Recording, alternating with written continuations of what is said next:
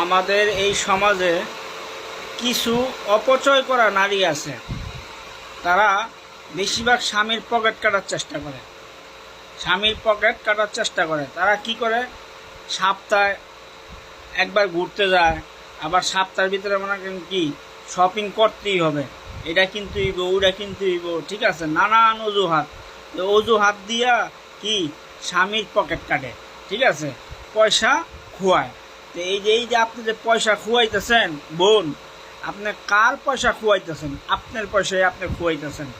কারণ একটা কথা মনে রাখবেন, আপনার স্বামী যদি বাদশা হয়, রাজা হয়, আপনার স্বামী যদি রাজা হয়, আপনি হবেন কি রাজধানী। আর আপনার স্বামী যদি কি চাকর হয়, আপনি হবেন কি চাকরানী। এই কথাটা মাথায় রাখবেন। কারণ আপনি অপচয় করবেন, কিন্তু কি আপনার স্বামী পিছনে পড়বে।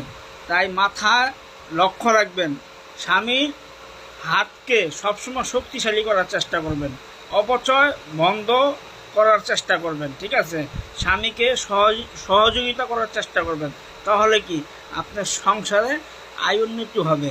আর নয়তো কি আইক্কাওয়ালা বাস খাইবেন, ঠিক আছে, সবসময় কি ওই চাকরানির মতো থাকতে হবে। আপনার স্বামী হয়েছে চাকর, তা আপনি তো চাকরানি হবেনি। জিনিসটা মাথায় নিয়েন, ঠিক আছে। তাই বুঝা শূন্য অপচয় করবেন, ঠিক আছে, বুঝা শূন্য কি খরচ করবেন, ঠিক আছে।